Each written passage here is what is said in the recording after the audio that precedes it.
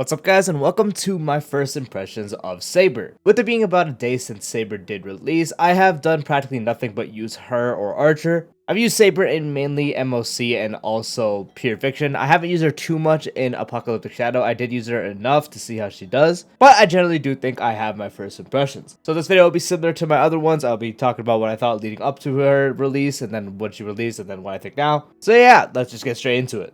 So, as a big Fate fan, seeing the fact that we were even going to get a collab in the first place with one of my favorite series of all time, had me really hyped. I'm not the biggest Unlimited Blade Works fan specifically. I was never that big into Artoria, or in this case you guys would call her Saber. I was never really the biggest fan of her to begin with. I liked her, but just not that much. So I wasn't too hyped about her. With Archer, I was a lot more hyped for him because, I was a lot bigger of a fan for him. I'm still not the greatest and biggest fan of him, but I still am a fan. So seeing these two characters are going to get units, especially after they did announce that we are going to get units and they showed the whole art and stuff, after a long period of absolutely nothing, about a year of just absolutely no info. It was really cool to see that these characters from one of my favorite series were going to be in one of the games I play most. I also somewhat predicted it. I remember when they had that interview, I made a whole video saying we potentially might be getting collabs with this anime, and lo and behold, we got that. Yeah, enough about that. So yeah, obviously me being hyped for this. Once we officially got into like the beta period where their kits were made and then we were learning about what they do, Saber seemed pretty interesting overall. She didn't get the craziest changes as far as I can remember, at least, but it seemed like she was going to be more focused on, AoE content, while Archer was the single target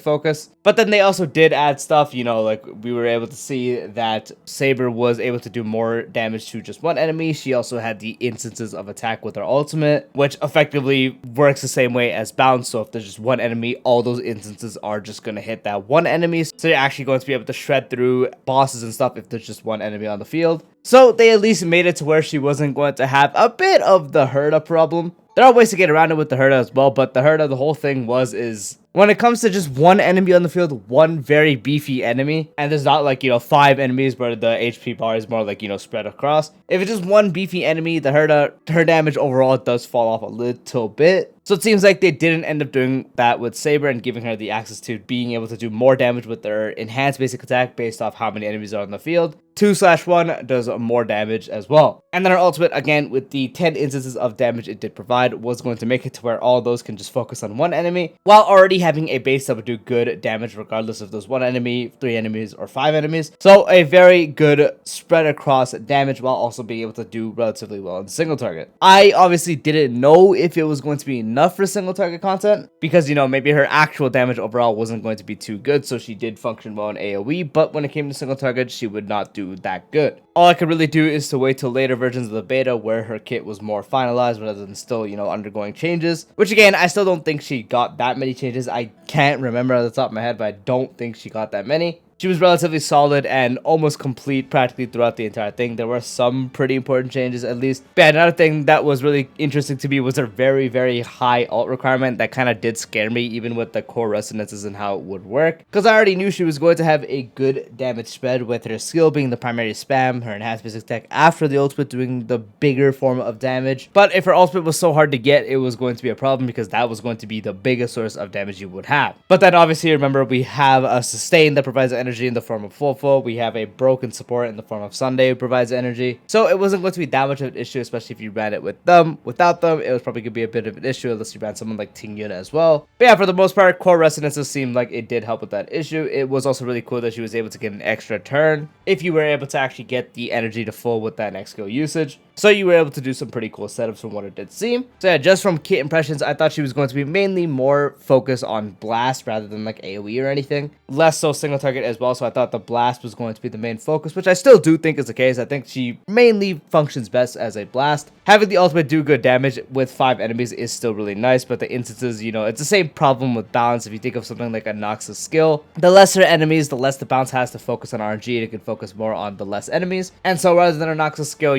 tickling 5 enemies, it can shred through 3 or 1. I kind of felt the same thing with her ultimate when she did come out. So yeah, before we actually got into her release, I did think she was going to be more of a blast to maybe even a bit better single target, but then she did end up releasing, so I got to try her. I tried her without Sunday, without Fofo. I've tried her sustainless. And she is probably the most consistent DPS I have used so far. Depending on the team, obviously, but it really doesn't feel like her damage like skyrockets or downgrades too much. It really feels like she's very consistent to use. She does what she wants to do properly. Nothing really goes wrong unless you're running sustainless, then you always run the risk of dying. But yeah, overall, it just feels like nothing really goes wrong. Everything goes as planned. It just, I don't even know how to describe it besides the fact that she is so consistent. Her damage is very, very solid. She actually performs really good on all 3 versions, you know, 5 enemies, 3 enemies, and 1 enemy. Overall, she does great. I still prefer her in Blast to AoE, but in single target, she still is very nice. Biggest glaring issue for me, obviously, was if you're not running an energy support, it's a lot harder to get her ultimate. But, you know, that was kind of to be expected. But yeah, when you do have a more proper team, if you're at least running Sunday or you're running Sunday plus Popo, it was really consistent. You're able to get all at a relatively good pace. The action advance lets you get a bit more output. And honestly, it's just really hard for me to describe her as anything that isn't consistent. She is so just oddly consistent. Sometimes in some runs, I'll have to like pray like RNG goes good in this or that way.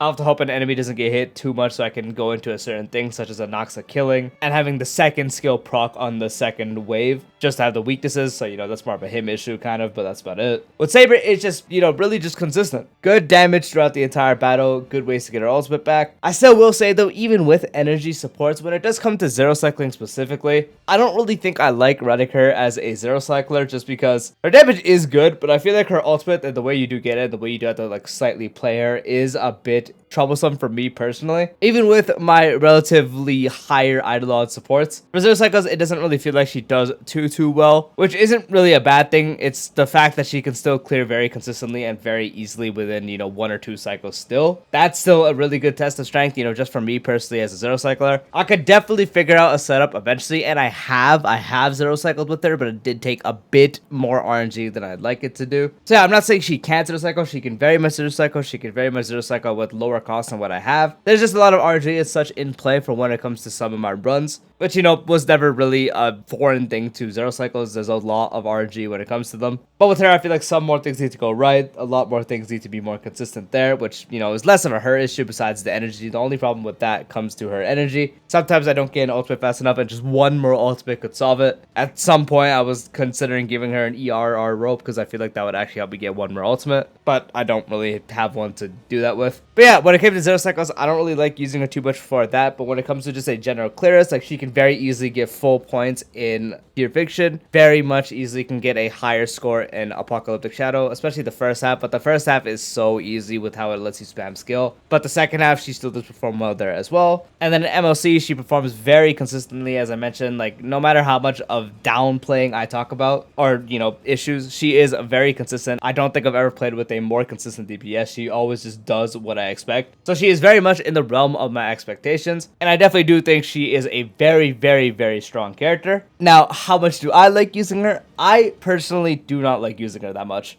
I think she's relatively boring overall, despite how much I was saying, like, yes, she is really consistent, but I do think she is just really boring to use to me personally. It might just be a thing where I just don't like her animations or really the sound effects or anything. Like, her ult's, like, cool, but that's, like, about it. Obviously, animations do play a big part when it comes to enjoyment of a character. Like, just look at Finon. He's so fun to use just because of the animations. He could, you know, clear in, like, 10 cycles, but hey, pretty animations. But yeah, that's, like, one thing to it. And then I don't really like the general, just, like, you know, full AoE, blah, blah, blah, no, like, thinking behind it. When it does come to zero cycles and trying to figure out what to do there, then she becomes a lot more fun to me. I just don't like how some stuff has to go when it comes to her runs. But, you know, that's the fun of zero cycling, figuring out how you can get it to work. So when it does come to zero cycle specifically, she does become fun. But, you know, just slapping on Fofo and guaranteeing the clear, then overall she becomes a little boring because I can't really do anything cool. I even had an Eagle setup, but it really is harder to use on that team just because of her ult requirement. I have to do an S5 DDD setup with Ting Yun to make it work. But even though I find her boring, you probably don't find her boring. You probably also find her very consistent. You probably also really like her. This is just my personal first impressions. So overall, I do want to say she is in the realm of my expectations. She does what I expected her to do. She is insanely consistent. That's what broke my expectations, is the fact that she is so consistent. But yeah, I would not really go out my way to use her too much. You know, I'm probably just going to test her a lot. Once, you know, this patch or so ends, I'll have my overall opinion once I have my final impressions. I won't really use her much past that. She's more of a collective unit to me. But yeah, so she is in my expectations. She's very consistent. I don't find her too fun unless I'm trying to figure out a zero cycle where I have to think about a lot of variables. But yeah, when it comes to just general use, she is, you know, just alright to me. But yeah, that practically does wrap up the first impressions. If you guys also did get her, let me know what you guys think. Do you guys also think she's really, really consistent? Because I don't know